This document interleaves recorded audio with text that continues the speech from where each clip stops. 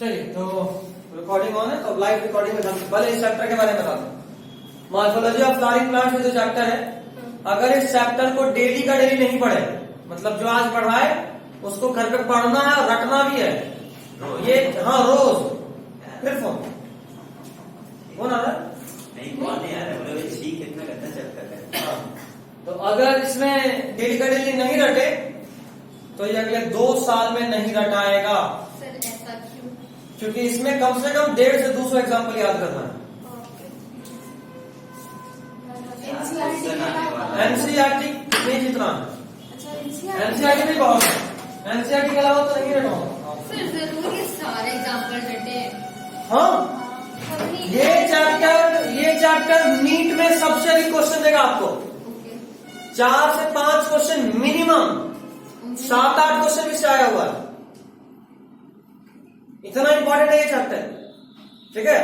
ये और एनाटॉमी दोनों मिला के 10 से 12 चैप्टर का एरिया, क्वेश्चन का एरिया होता है, समझे। तो अगर एग्जाम में टाइम कम हो तो पहले रटिंग दिस देन गोइंग एनीवेयर, ठीक है। तो इस बात का खास ख्याल रखना कि डेली 10-10 एग्जाम्पल याद करना इज इजियर, मुकाबले इससे कि आप एक ही दिन में 200 एग्जाम्पल याद कीजिए। ये चैप्टर छठी का दूध नानी का याद सब एक साथ दिलाएगा। सर फिर एक काम करते, मंडे से ट्यूसडे से चैप्टर शुरू करते हैं। अभी परसों एग्जाम टेस्ट ले रहे, अभी तो सिर्फ आज ये पढ़ना आज, और आज ज्यादा एग्जाम्पल नहीं आएगा, ठीक है। आज ज्यादा एग्जाम्पल नहीं आएगा, अगले क्लास से स्टार्ट होगा। मतलब इस चैप्टर के लिए अगर आप एनसीईआरटी पढ़ रहे हो तो इसका हर एक लाइन, हर एक डायग्राम सब आपके भेजे में होना चाहिए, हर एक। शुरू हो गया चैप्टर, शुरू हो गया। अभी सुनो, अगर तुम प्रीवियस ईयर क्वेश्चन देखोगे तो इस चैप्टर का कोई भी एक लाइन ऐसा एनसीईआरटी का नहीं होगा जिससे क्वेश्चन नहीं पूछा है। प्रीवियस ईयर क्वेश्चन अगर आप देखोगे तो इस चैप्टर से पिछले 11 साल में कम से कम 200 क्वेश्चन आया हुआ होगा, 200 से 250 क्वेश्चन। इतना इंपॉर्टेंट है ये चैप्टर, ठीक। और ये वो चैप्टर है जो जब तक हम 12th दे लिए थे, एक बार नीट दे लिए थे, तब तक में एक बार में नहीं पढ़ पाए थे, क्योंकि हमको कोई तरह धमकाया नहीं था कि एक बार आज क्लास नहीं कर पाए तो कभी नहीं होगा, कभी हो ही नहीं पाता, लिटरली नहीं हो पाता, इतना एग्जाम मौका ही नहीं मिलेगा, ठीक।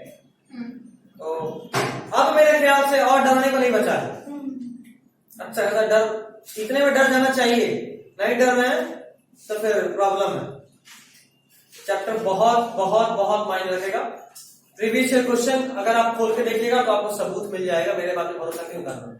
हम बार बार बोलते हैं कि हम जो पढ़ाए उसके जस्ट बाद प्रीवियस ईयर क्वेश्चन खोलिए, बनाइए।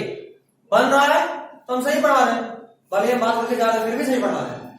और अगर नहीं बन रहा है तो हम कितना 2 घंटा 3 घंटा पढ़ा रहे हो, कोई काम का नहीं, बेकार है, फालतू। तो आपका एम क्या है? क्वेश्चन बनना चाहिए, ठीक है। चलिए अभी बात करें थोड़ा रूट का।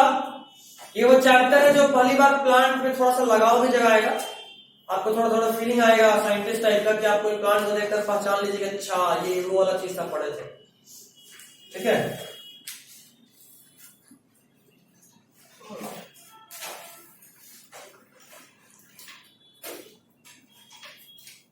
छोटा छोटा चीज ना हायर क्लास में बड़ा मायने रखता है। यही सब छोटा छोटा चीज पढ़ के अभी एमएससी के हम सो कॉल्ड अंधों में टॉपर कहे जाते हैं, जबकि हम आज तक कभी एमएससी लेवल की किताब खोलवे नहीं की है। 7-8 महीना हो गया कभी किताब खोले ही नहीं, पता है ना। छोटा छोटा चीज बहुत मैटर करता है, ये चैप्टर वैसे ही मैटर करेगा, ठीक। क्योंकि इसमें हर हैबिटेट के प्लांट में क्या क्या मॉडिफिकेशन होते हैं आपको ये पढ़ना है। अगर हम इस नाम पे चैप्टर स्टार्ट कर चुका हूं, बात वही चैप्टर स्टार्ट है। मॉर्फोलॉजी, मॉर्फोलॉजी मतलब एक्सटर्नल कैरेक्टर्स। किसी ऑर्गेनिज्म को जब आप देखते हो तो उसका बाहर से जो कैरेक्टर दिखता है उसको क्या बोलते हैं? मॉर्फोलॉजी। जब आप किसी ऑर्गेनिज्म को देखते हो तो उसका बाहर में जो कैरेक्टर्स दिखता है उसको क्या बोलते हैं? मॉर्फोलॉजी।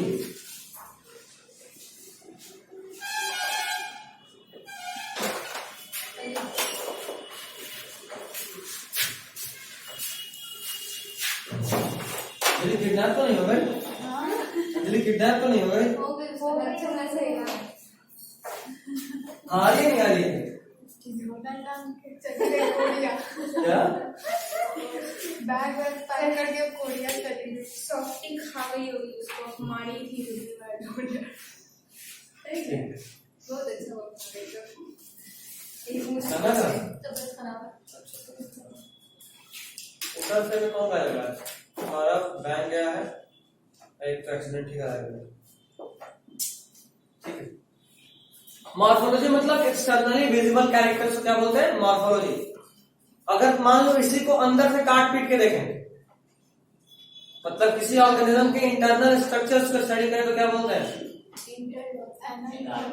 एनाटॉमी। पूरा चैप्टर पीछे पता चला तो कितना पढ़ाई किया? एनाटॉमी अंडर पढ़े या बाहर के पढ़े? हम सही बता रहे हैं 3 लेक्चर के बाद नहीं देखेंगे कोई बात नहीं, हम लेकिन टेस्ट लेंगे। आप टेस्ट दीजिए अरे पढ़ ही नहीं पाए नंबर का नहीं आया ऑनलाइन तो फिर क्लास में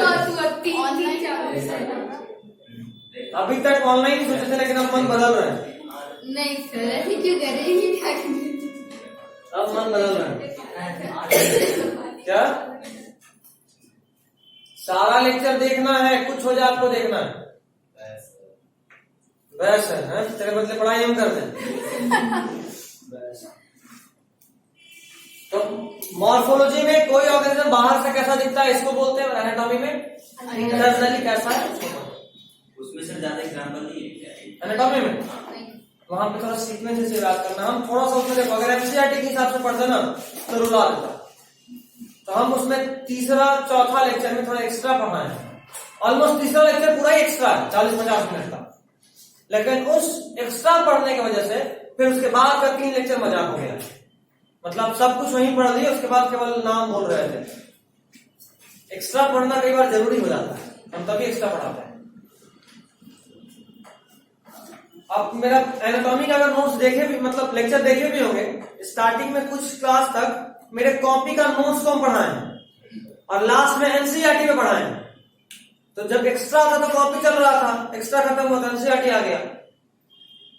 ये डिफरेंस होता है। कॉपी पढ़ने से क्या हुआ कि थोड़ा एक्स्ट्रा पढ़ लिए तो कुछ एक्स्ट्रा वर्ड्स जान लिए।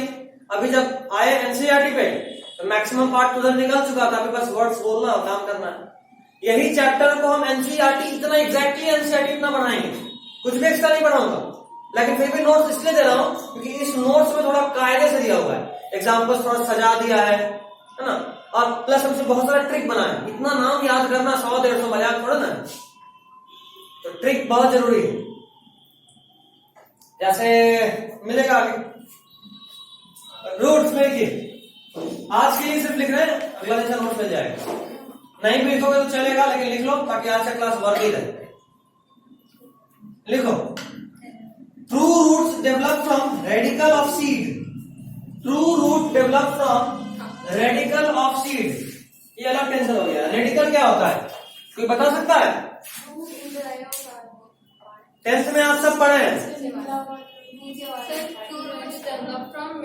Radical of seed.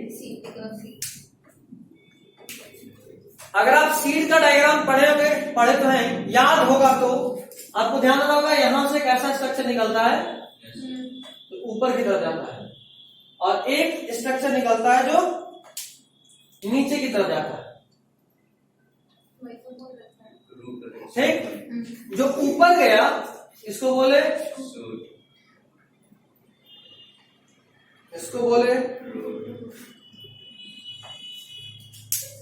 जहां से सूट इराइज हुआ है इस जगह को बोलते हैं प्ल्यूमूल, और जिस जगह से रूट इराइज हुआ उसको बोलते हैं। अभी सुनना, अगर किसी प्लांट का रूट इस रेडिकल से राइज हुआ है तभी उस रूट को बोलेंगे ट्रू रूट, नहीं तो बोलेंगे स्यूडो या फॉल्स रूट। ठीक है, अच्छा, एक्चुअली उसको एडवेंटिशियस रूट बोलते हैं। क्या बोलते हैं? Adventitious root. रूट को 3 पार्ट में क्लासिफाई करें। First part is tap root. ऐसा रूट, सुनना, सिर्फ सुनना, बोले नोट्स पैसे नहीं दूंगा तो जो थोड़ा बहुत लिख लोगे लिख लेना, नहीं तो बाकी का नोट्स तो सब मिलेगा। देखो ये कोई प्लांट है, ठीक, इधर जो भी प्लांट है ऐसा बहुत अच्छा प्लांट बना। श्रेणी बना दी और प्लांट डिफरेंट बना दी। इसका रूट दो तरीके का हो सकता है, या इसका तो एक ही तरीके का होगा। देखो एक ऐसे निकलता है, कोई है तो नहीं, मोस्टर तो बनने वाला नहीं है। नोरिस ऐसे बंद करना चाहिए। देखो पहले एक ऐसा निकला मेन, और उससे सब ब्रांचिंग की फॉर्म में फिर रूट निकला।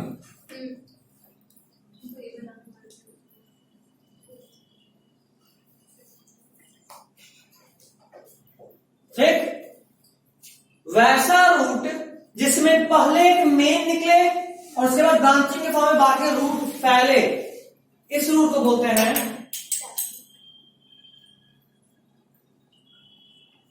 क्या बोलते हैं? Tap root. एक बार वापस गिराओगी? नहीं होता है। अच्छा। गिरा देते हैं तो। ये देखो, ये प्लांट रहा, प्लांट का रूट आया, पहले एक मेन ब्रांच निकला, उससे फिर सब ब्रांचिंग निकला। इसको बोलेंगे primary root, secondary root, tertiary root, quaternary root, इस तरह से चलता रहेगा। ठीक, तो जो मेन रूट निकला उसके बाद उसे सब ब्रांचिंग निकला, इस तरह के रूट को बोलते हैं टैप रूट। तुम पढ़ी थी अकेडमी पे, पढ़ लिए मॉर्फोलॉजी? नहीं, अनअकैडमी अच्छा खुद से पढ़ी, तुम पढ़ा क्या सर? ये चैप्टर? नहीं, मेरा स्टार्ट नहीं हुआ। स्टार्ट नहीं हुआ, ठीक है, मतलब सबके लिए नया। तो हम एकदम बेसिक से डिटेल तक चलेंगे। दिमाग का बत्ती जला कर रखना, उसके लिए मेंटल सबसे मत मांगना बस। अब बताइए, हमें याद है। बोले नहीं सर मेरा ऐसे बत्ती नहीं चलेगा, थोड़ा कोल्ड ड्रिंक, थोड़ा पेस्ट्री, थोड़ा समोसा भी, लास्ट में एक मीठा भी हो जाए तो मजा आ जाए, दिमाग का बत्ती जल जाए। तो मेरे पास ज्यादा अच्छा प्लान है, एक तबड़ा दिमाग शरीर का बत्ती जल जाएगा। इसलिए नहीं मांगे। समझदार नहीं, ये मत बोलना बचपन से समझदार थे। नहीं, ये क्या? 8 क्लास।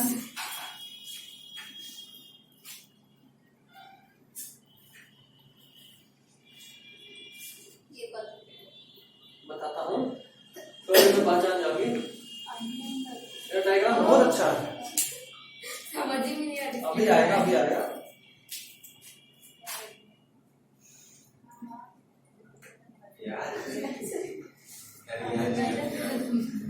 ये है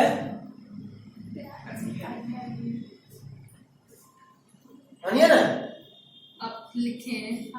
गाने के सर, गाने लिखिए उसको। अच्छा अच्छा। क्या है ये? अनियन अच्छा। याद है? हाँ। ये अनियन का साइंटिफिक नेम, ठीक है। अनियन का लिया। देखो इसमें क्या खास बात होता है कि पहले ये देखो ऐसा नहीं होता, ऐसा होता है, एक ब्रांच निकला, जैसे इसका निकला एग्जैक्टली वैसे निकला, बट उसके तुरंत बाद किसी का नजर लग गया और ये डेड हो गया। मतलब ये कि पहले एक प्राइमरी कंस्ट्रक्शन, प्राइमरी रूट निकला, लेकिन वो शॉर्ट लिव था, तुरंत मर गया, और उसके बाद जहां पे ये रूट था वहां पे बहुत सारे फाइब्रस रूट्स आ गए। इसको क्या बोलेंगे?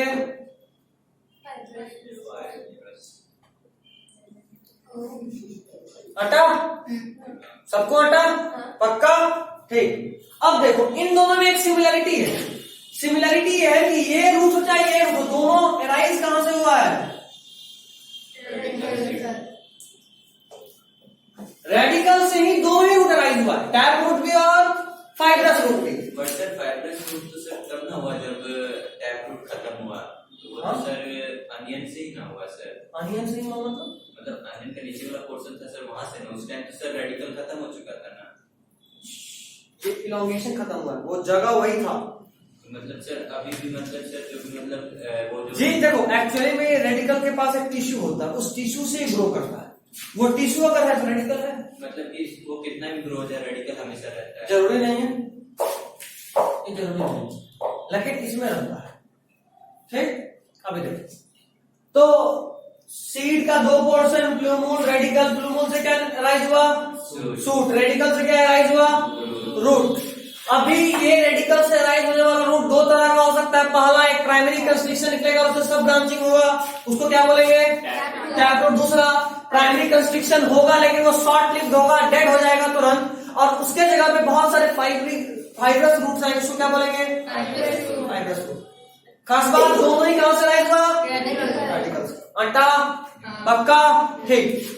तो ये दोनों रूट का वो टाइप था जहां पे रूट रेडिकल से राइज हुआ है।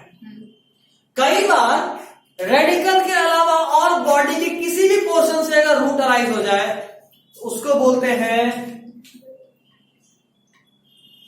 Adventitious root. क्या बोलते हैं?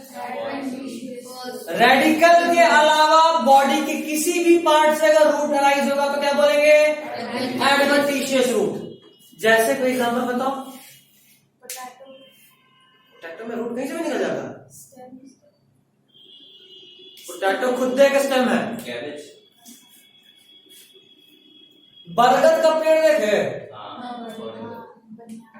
banyan, the great banyan tree, जहाँ भूत रहती है। पीपल का पेड़ कैसे है? अरे भूत का मन, वो नहीं पढ़ी लिखी है, उसको banyan लग रहा थी कल तक। हाँ सर, वहाँ मानती रहते हैं। गुड, चलो कोई नहीं। तो उस banyan के ट्री को आप देखोगे तो उसके ब्रांच से एक रूट निकलता है। नोटिस करें? नहीं देखे कभी? झूला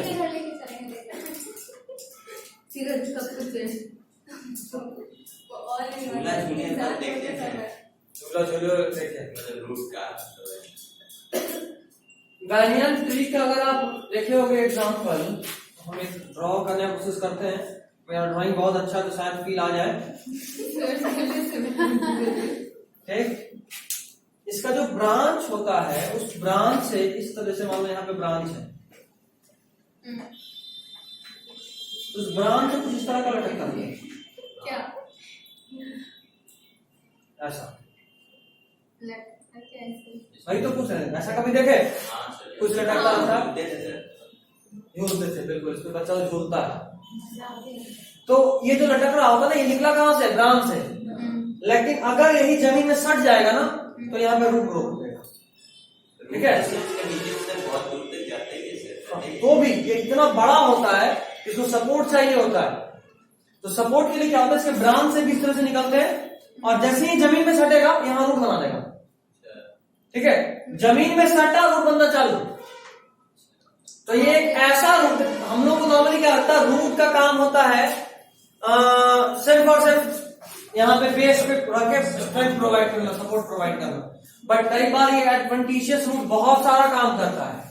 कई बार रूट फोटोसिंथेसिस करता है, कई बार रूट ब्रीदिंग करता है। ब्रीदिंग का नाम सुने कभी? कभी रूट से कोई पेड़ सांस ले रहा हो?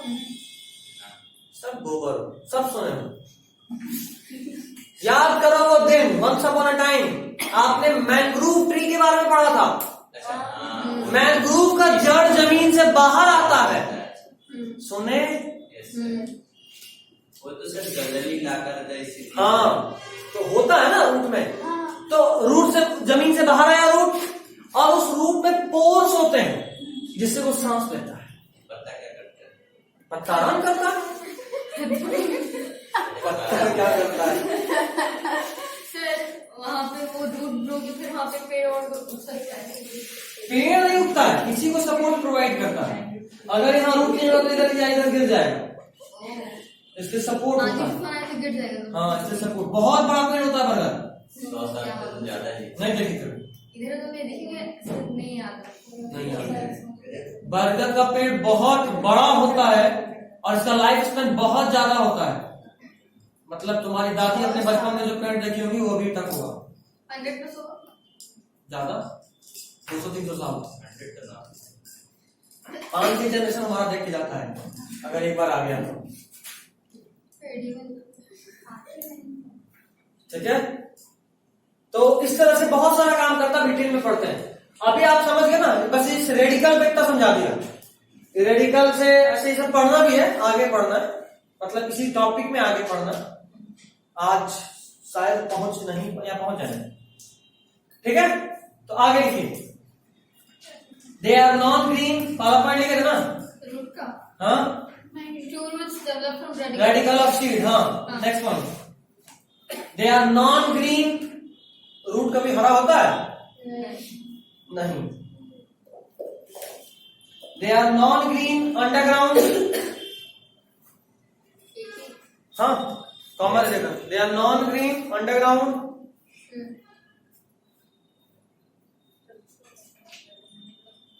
पॉजिटिवली जियोट्रॉपिक, जरा इस लाइन का मतलब बताइए। Positively geotropic and negatively phototropic. Photosynthesis में काम नहीं आता। नो तुक्काफिकेशन। Negatively. बुझाता है तो बताइए, नहीं बुझाता तो बुझे रहिए। बताइए आ रहा नहीं आ रहा, मतलब नाम तो सुने हैं सर। नाम सुने हो। इसका डायरेक्ट अर्थ की तरफ रहा तो पॉजिटिव और सन के लाइट की तरफ रहा तो नेगेटिव। किसका? ये फोटोट्रॉपिक का, जियोट्रॉपिक। देखो प्लांट का मूवमेंट अलग अलग फैक्टर्स के रिस्पॉन्स में होता है। ये सब चीज एक्चुअली आपको 10th के कंट्रोल एंड कोऑर्डिनेशन में पढ़ना था, क्या आप पढ़े नहीं? जो आप पढ़े नहीं। क्या मान सकते हैं सर, सीबीएसई का अच्छा करवाया है। तो प्लांट का मूवमेंट अलग अलग फैक्टर्स के रिस्पॉन्स में होता है। ये तुम लोग क्रैश कोर्स में बताए थे। ग्रेविटी होता है, movement towards gravity positively geotropic, movement opposite in the direction of gravity negatively geotropic, movement towards light positively phototropic। Photo मतलब लाइट, ट्रॉपिक मतलब उसकी तरफ मूवमेंट। अगर लाइट के रिस्पॉन्स में मूवमेंट हो रहा है तो बोलेंगे फोटोट्रॉपिक मूवमेंट है। अगर ग्रेविटी के रिस्पॉन्स में मूवमेंट हो रहा है तो बोलेंगे जियोट्रॉपिक है। अगर टच के रिस्पॉन्स में मूवमेंट हो रहा है तो बोलेंगे थिग्मोट्रॉपिक है। छुई मुई, टच में नॉट, साइंटिफिक नेम बताइए कोई। हाँ मम्मी बता दे, तुम तो करें। Scientific name mimosa pudica, very good. तो मिमोसा पुडिका थिग्मोट्रॉपिज्म शो करता है। अगर आप टच करें तो वो निकल लेगा, है ना, सिकुड़ जाता है। ड्यू टू क्यों लॉस ऑफ वाटर, तुरंत से ऑस्मोसिस, रैपिड ऑस्मोसिस होता है। आप जिस लिफ को टच किए, जिस सेल को टच किए, उस सेल का सारा पानी अगल बगल वाले सेल में चला जाएगा तो वो सेल मुरझा जाएगा। क्या तो पूरा सिकुड़ के ना सर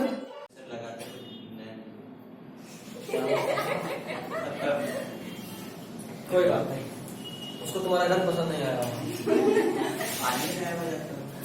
समझे चीज। तो रूट निगेटिवली फोटोट्रॉपिक, लाइट की तरफ उगता है, लाइट के अगेंस्ट उगता है, Like again. अगेन तो निगेटिवली फोटोट्रॉपिक। हाँ. क्या चीज? रूट्स है मूवमेंट। एक चैप्टर है plant growth and regulator, plant physiology का लास्ट चैप्टर, और डिटेल में बताऊंगा कैसे बोलता है। तब वो बात ये कि चैप्टर का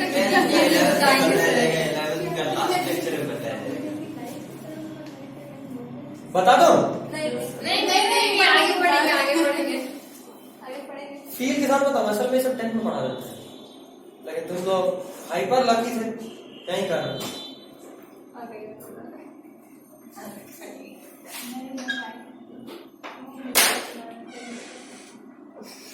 सर ऐसे देखिए,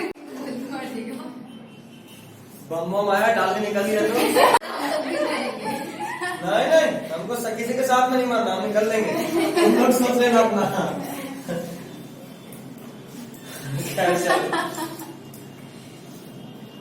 ऐसा ही होता है दिवाली के टाइम। हर स्कूल के प्रिंसिपल आते हैं, बेटा स्कूल में बम मत फोड़ा कीजिए, लेकिन अक्सर क्या होता है जब तक प्रिंसिपल भाषण देने से फिर से बम फूट जाता है ना। याद है भैया जी हमारे स्कूल में बम इतने अच्छे से बोला जाता था, बेटा बम बम नहीं फोड़ना चाहिए। मान लो आप तो बम फोड़ रहे हो, सामने वाले को नहीं पता, वहीं चला गया, हार्ट अटैक आ जाएगा उसको, फिर उसका किडनी फेल हो सकता है, उसकी किडनी में हार्ट अटैक आ सकता है, कुछ भी हो सकता है। मत फोड़ा करो। लेकिन जब वो प्यार से भाषण दे रहे होते हैं, एग्जैक्टली उसी टाइम में बम बूम करता है ना। और उसके बाद कौन फोड़ा, मजा आता है उसको चिड़चिड़ाहट देख के। हम लोगों में एक बार ऐसा धोखा हो चुका था, मेरे स्कूल में थी। हम लोग के प्रिंसिपल बहुत अच्छे से प्यार से समझाते थे, देखो बेटा बम बम नहीं फूटना चाहिए। तो ये लोग उसमें बहुत छोटी थी, तो ये लोग को तो कोई पूछता ही नहीं था। हम लोग हिट लिस्टेड थे, क्लास 10 9 से लेकर 12 वाला हिट लिस्टेड होता था। तो क्या होता था कि बम बम फूट गया, एक दिन प्रिंसिपल से बहुत अच्छे से बहुत प्यार से समझा रहे थे, हाँ सर बम नहीं फूटेगा। अरे सर हम लोग बम छूने में डर लगता है, हम फोड़ के देंगे, हम लोग बम आप हम पे सकती फोड़ नहीं सकते। जैसे ही समझा के माइक बंद किए, बम से बम फूट गया। ये लोग तो बेइज्जती। अगला दिन हमारे स्कूल में ISI का वो हुआ, चेकिंग अभियान चला। मतलब 5 पीरियड तक हम लोग को ग्राउंड में बैठाया, कोई बच्चा किसी क्लास में एंट्री नहीं, सारा क्लास का गेट बंद, पूरा स्कूल लॉक कर दिया गया। इसको नहीं पता होता, नहीं पता है ना, पूरा स्कूल लॉक कर दिया। बच्चा सारा बस को बोला गया कि सारा बस अंदर लेके आइए। नॉर्मली बस स्कूल के बाहर उतारता है, छुट्टी के टाइम में बस स्कूल कैंपस के अंदर होता है, बड़े बड़े स्कूल में ऐसा होता है। लेकिन हम लोग में होता है कि सारा बस स्कूल के अंदर लेके आइए, ताकि कोई बच्चा बाहर नहीं उतर सकता है बम बम खरीदने या फेंकने, कुछ नहीं। तो सारा बस के अंदर सीधा कैंपस के अंदर उतरा। 5 पीरियड तक सबको ग्राउंड में रखा गया। टीचर सबका लंच बॉक्स खोल खोल के देख रहा है, इसमें तो बम नहीं है। जूता मोजा सब कुछ खुलवा के मस्त चेकिंग हो रहा था। उसके बाद को टीचर लोग अच्छे से सर जानते हैं, कुछ बच्चे लोग मैथ का किताब चूंकि मोटा बुक होता है, पेज काट के उसमें बम छुपा के रखता है, उसमें चेकिंग हो रहा था। फिर टाई में चेकिंग हो रहा था, जिसका बाल बड़ा उसका बालों देखे जा रहा था। ये गर्ल्स लोगों का हो रहा था। कई बार 2-3 जगह अच्छा देखिए कि भाई बाल में मोड़ वाले डाल रहे बम, बाल खुलवा के चेक कर रही थी मैम लोग कि यहाँ तो बम नहीं है। मस्त चेकिंग हो रहा है, चेकिंग हो तो ऐसा फाइनली ऐसा कंडीशन में बम जब जान रहा है प्रिंसिपल खन्नस खा के बैठा हुआ, कुछ भी कर सकता है। डीएवी में लिटरली कुछ भी हो सकता है, क्योंकि किसी का अपना स्कूल नहीं है। वो 2-3 बच्चा को निकाल के देगा तो उसका पैसा थोड़ा घट रहा है। जैसे मान लो मेरा कोचिंग है, हम एक बच्चे को भगाए तो मेरा लॉस हो रहा फाइनेंशियली, तो हम थोड़ा दया भी खाएंगे, रहे तो बच्चा है ना। डीएवी में किसी के पॉकेट में पैसा नहीं जाता, वो ट्रस्ट है, तो सारा पैसा एक ट्रस्ट में जाता है। वहां से प्रिंसिपल को भी पेमेंट मिलता है, डायरेक्टर को भी पेमेंट मिलता है, ऑल इंडिया के हेड को भी पेमेंट मिलता है, उसका पास पर सारा पैसा नहीं जाता। तो एक बच्चा को भगा ही देगा तो कोई फर्क नहीं पड़ता। तो टेंशन तो हो ही गया था कि आप फंसे तो गए। हुआ बहुत जबरदस्त, सारा लोग इधर उधर दाएं बाएं फेंकना चालू कर दिया। कम से कम 100-150 बम उसे फेंकाया था, एक दो बम छोड़ो 100-150। प्रिंसिपल बोला कि अच्छा तुम लोग ये जो स्कूल आते हैं या बम बेचने आते हैं, हम नहीं पता, 100-150 बम लेके आ रहे हो। लास्टली एक बच्चे को हम लोग, मेरे ही बस का लड़का था, यही फुलवारी का लड़का था, सीनियर था, हम लोग उसको 10th में थे, वो 12th में थे। वो समझा रहे थे कि भाई फेंक दीजिए बम, फेंक दीजिए बम। नहीं यार कुछ नहीं होगा, टाई में डाले हुए थे। जैसे ही पकड़ाया, प्रिंसिपल को बुलाया स्टेज पे, उसके बाद पियोन को बुलाया, बोला मेरे डेस्क पे टीसी वाला वो रखा हुआ है, रजिस्टर लेके आओ। टीसी आया, स्टेज पे सबके सामने टीसी काटा, प्राइज की तरह टीसी पकड़ा के घर भेजा। उसके बाद उसे बम नहीं फूटा था। इसीलिए कई बार मजाक में भयानक कांड हो जाता है। सोचो 12th का बच्चा सीबीएसई में एडमिशन या तो 9th में होगा या 11th में होगा, रजिस्ट्रेशन होता है। आप लोग का भी हुआ होगा, है ना। 10th में कुछ नहीं होता, 12th में कुछ नहीं होता। तो अगर आपको 12th में निकाला जा रहा है, मतलब आपको वापस कहीं और एडमिशन मिलेगा भी अगर फेक टीसी सब पे, तो 11th में मिलेगा। 2 साल गया, 1 साल 2 साल गजबे करता है। उसके बाद उसकी मम्मी आके कम से कम 10 दिन तक वहां डेली आती थी, तो मिलता ही नहीं था, मिलेंगे नहीं, दिन भर बैठी हुई। फिर 11-12 दिन के बाद बाकी टीचर लोग रिक्वेस्ट किए कि सर छोड़ दीजिए, तब जाके छोड़ा गया। इसीलिए हमेशा पंगा नहीं लेना चाहिए, और लेना भी चाहिए तो ठीक है लीजिए, पंगा लेने से कौन रोका है। लेकिन ज्यादा बाबा बनने में मुझे नहीं पकड़ाएंगे, पकड़ा तो गए। ये सबसे बच के रहना है। जिंदगी में 3-4 लोगों से हमेशा बच के, टीचर, डॉक्टर, पुलिस, वकील, इन लोगों से कभी नहीं रहना चाहिए। ये लोग इनडायरेक्टली आपको बहुत हार्म कर सकते हैं, बहुत हार्म कर सकते हैं इनडायरेक्ट। जैसे टीचर, उसको ज्यादा कुछ करने का, जो खाली चुप रहेगा उसी तरह हार्म हो जाएगा। यही होता है, उसको कुछ करने की जरूरत ही नहीं, चुप रह के भी तेरा हार्म कर सकता है। कुछ करेगा तब तो जो हार्म होगा सो होगा ही, कुछ नहीं करेगा तब भी हार्म हो जाएगा। डॉक्टर, कई बार हम देखे अपने दोस्त लोग, जो मेरा फ्रेंड लोग है जो कॉलेज में है, 10-15 लोग तो पटना में ही है, PMCH, IJM सब में। उन लोगों से बात होगा तो उन लोगों का सबसे बड़ा दुख क्या होता है, अगर कोई वेल अच्छे फैमिली से, वेल फर्निश्ड फैमिली से कोई वहां पेशेंट गया, वो लोग क्या करता है, वो लोग क्या करता है, मस्त आया सर ये बीमारी, अच्छा बोला कि अच्छा आपको लगता है कि स्वेलिंग है, ये इन्फेक्शन, ये दवा खा लीजिएगा। सर हम पढ़े थे किसमें, ही नहीं, ये दवा चलता है, मिनट जाता है। क्या डॉक्टर हम है कि तुम है?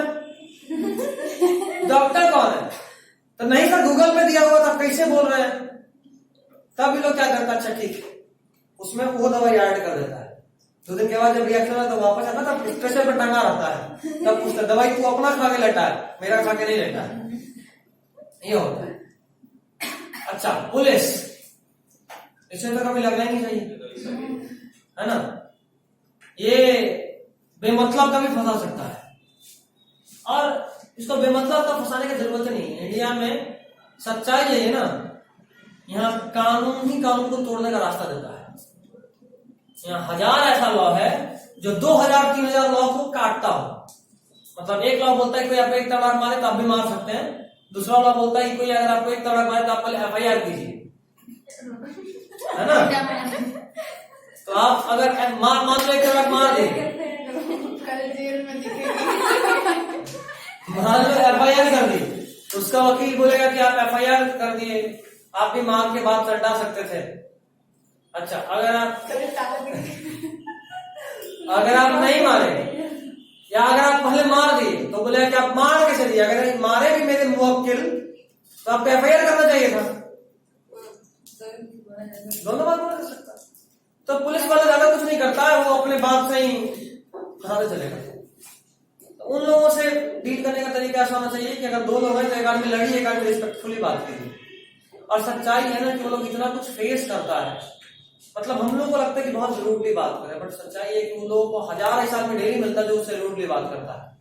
तो पहले किसी को अच्छा समझता ही नहीं, वो रूडली ही बात करता है। अगर तुम ठीक से बात करोगे तो ही वो शांत होगा, तब समझेगा किसी नहीं पढ़ा लिखा आदमी। अभी पिछला 10-15 दिन में 2 बार पुलिस हमको पकड़ा, पीछे बाइक पे थे, पीछे वाला हेलमेट नहीं था। जब पहला दिन थे तो मेरे आगे वाला दोस्त झगड़ गया, अच्छे से बात कर रहे थे, पहले बोला 1000 का फाइन काटेंगे, फिर भी झगड़ता रहा, बोला आप तो 3000 का काटेंगे। वो ऑलमोस्ट काटने के लिए ओके दबा रहा था रिसिप्ट पे, तब फिर हम इंटरवीन करे, बोले छोड़ दीजिए बच्चा है। तो फिर फाइनली सोचो वहां से छोड़ दिया।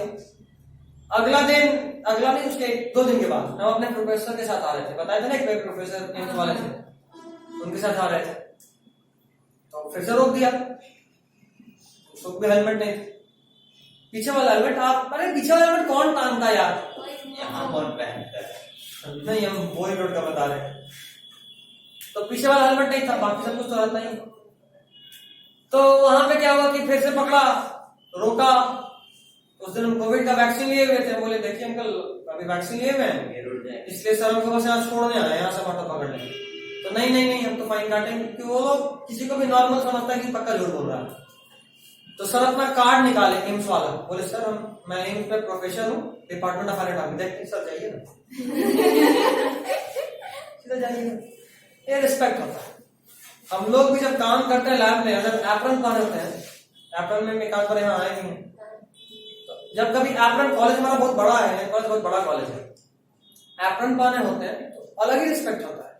मतलब कभी बाहर निकल गए, और मेरे कॉलेज में कोविड का वैक्सीनेशन सेंटर भी है, वहां पे अगर ऑनलाइन बुकिंग नहीं भी हो रहा फिर भी वैक्सीन आपको मिल जाएगा, आपके पास सिर्फ आधार कार्ड होना चाहिए।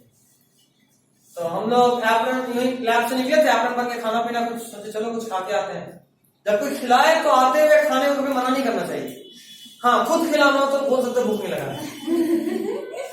अब सामने वाला हमेशा इतना अच्छा नहीं होता, अच्छा ठीक है तो हमको खिला तुम मत खाना, ऐसा बहुत कम होता है। तो बोलता है कि छोड़ तू नहीं खाएगा तो हम क्या खाएं। खैर कोई नहीं, ये तो दोस्ती का मुस्ती मजाक चलता है। कभी मूड रहा तो ज्यादा खर्चा भी हो जाता है। जैसे देखो आज जब सब बोला था चलो चाय पीने, तो हम चाय नहीं पीने, बोले हम नहीं जाएंगे। बोला चलो ना तो बोले अच्छा कौन पिला रहा है चाय, तो ठीक है हम पिला देंगे, बहुत कंजूस आदमी। अच्छा ठीक, गए चाय ऐसे भी नहीं पीते। तो फिर बोला चलो हम लोग जूस पीते हैं। तो पूरा 13 बच्चा में से 3 बच्चा क्लास में होता, 10 बच्चा हम लोग निकल गए। 10 बच्चा निकले तो 8 लड़की लोग थी, 2 हम लड़का लोग थे। लड़की लोग का मैक्सिमम सब चाय वाली थी, हम लोग चाय ज्यादा नहीं पीते। तो 9 चाय पी रही थी, 1 लड़की और 2 हम लोग जूस वाले थे। 2 लोग मौसमी का जूस, हम पाइनएप्पल का जूस, हम थोड़ा एलिट क्लास के। तो क्या है, वो लोग 9 लोग मिलके 70 रुपए का चाय पिया, हम लोग 3 लोग मिलके 100 रुपए का जूस पिए। उसके बाद में मन नहीं भरा, बोला नहीं मन थोड़ा कुछ कम ही लग रहा है। फिर कॉलेज में गए तो कैंटीन से एक कोल्ड ड्रिंक का बोतल ले लिए, फिर सब लोग घूमते फिरते आए। जब क्लास पहुंचे तब हमको अफसोस हो रहा था कि हम यहाँ से जब जा रहे थे तब तो डीलिंग कराए थे कि वो लोगों को पिलाने वाला है, यहाँ 140 रुपया तो अपना खर्चा करके आ रहे हैं। ये भी होता है, ठीक है। अब अगला दिन कभी लोग पकड़ाए 200 रुपये निकलवा लेंगे, टैलेंट है मेरे। अरे हम एग्जैक्टली ऐसा डीलिंग करते हैं। मेरा एक फ्रेंड है हाईकोर्ट में, जब कुछ पार्टी होना होता है, छोटा मोटा पार्टी हम लेते हैं, बड़ा पार्टी उससे लेते हैं। जैसे मान लो भाई आज मन करा समोसा खाने का, ठीक है चल ना भाई, समोसा खिला दिया। अगला दिन भाई आज तो चिकन खाना है, तो बोला ठीक है चल, ठीक है चल ना, हम कल समोसा खिलाते हैं, तेरा बारी। बोलता भाई हर चंड तो तुमने समोसे का के चिकन खाते हो।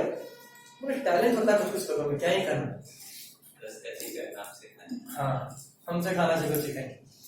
तो खैर जब कभी घूमते हैं कॉलेज में इस तरह से, कई बार लोग देखता तो सोचता है कि तो डॉक्टर है, एप्रन में सर वैक्सीन कहाँ लग रहा है, सर बोलता बूढ़ा बड़ा सर वैक्सीन कहाँ लग रहा है। कई बार मन करता है हम ही दे देते हैं। याद रखिएगा जिंदगी में कोई वैक्सीन दिया था, है ना, ये भी होता है। इसलिए हमेशा ही कोशिश करना है कि be the part of that elite group. उस रिस्पेक्ट हम लोग जब पढ़ते थे ना, तो हम लोग को सर हमेशा बोलते थे कि भाई मेडिकल इतना आसान नहीं है, हमेशा बोलते थे मेरे बॉटनी वाले से।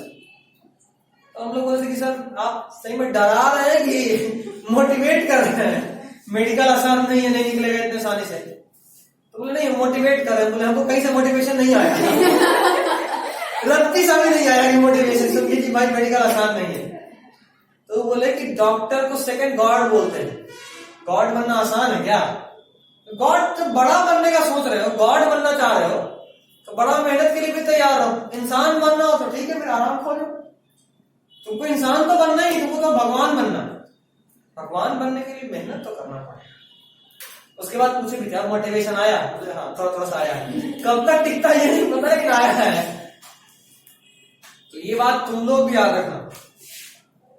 ये हमारे प्रिंसिपल भी बोलते थे कि एक बार तुम लोग भी बोलोगे कि हम क्या बोलते थे। प्रिंसिपल की बात तो कभी नहीं क्या बोले, लेकिन उन सर का बात हम जरूर बोल रहे हैं। सेकंड गॉड बनना है ना, तो थोड़ा इंसान बनना आसान है, या गलत ही बोल रहे, इंसान बनना भी मुश्किल है यार। इंसान बनना भी मुश्किल है, हम लोग को तो भगवान बनना है। मेहनत तो करना होगा, बहुत मेहनत करना होगा, बहुत मेहनत करना होगा। आज जैसे हम लोग इतना रूट पे चर्चा किए, रूट से घूम के बाकी सब जगह का बात कर लिए, है ना, हर जगह घूम लिए, पूरा इंडिया पाकिस्तान सब घूम के आ गए, है ना। पढ़ाई हमको लगता है कि 5 मिनट हुआ,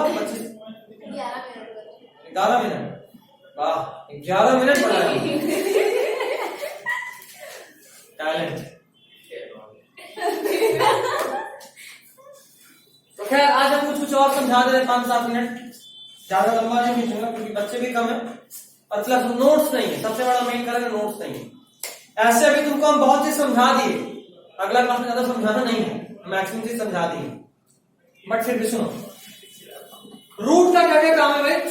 तो रूट का एक स्टार्टिंग में बात हम लोग क्या करे थे, पॉजिटिवली जियोट्रॉपिक ग्रेविटी की तरफ, नेगेटिवली फोटोट्रॉपिक लाइट ऊपर से आता तो उसके अगेंस्ट। एक सवाल आया था जहां से लोग घूम गए थे, रास्ता भटक गए, रास्ता भटकने बहुत माहिर है कि लाइट से कैसे उसकी तरफ मुड़ जाता है ना। इसका नाम सुने हो, ऑक्सीजन। ये क्लास 10th में ही कंट्रोल एंड कोऑर्डिनेशन का पार्ट था। Oxygen is plant growth regulator, मतलब ये प्लांट हार्मोन है। ऑक्सीजन प्लांट में ग्रोथ कराता है। क्या कराता है? ग्रोथ। हाँ तो सबके पास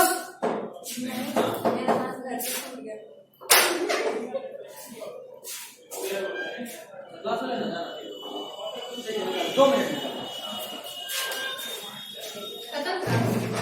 नहीं 2 मिनट। यहां सबके पास है, ये देख, मान ले लाइट आया यार, ये मेरा हाथ है, जरा बताओ अभी दोनों तरफ का स्किन बराबर है ना? दोनों तरफ का स्किन बराबर। तुम हाथ को टर्न कर लो। अब जरा बताओ किस तरफ स्किन ज्यादा है, किस तरफ स्किन कम है? इधर ज्यादा है कम है? इधर टर्न उधर कम है बे, इधर ज्यादा उधर ज्यादा है।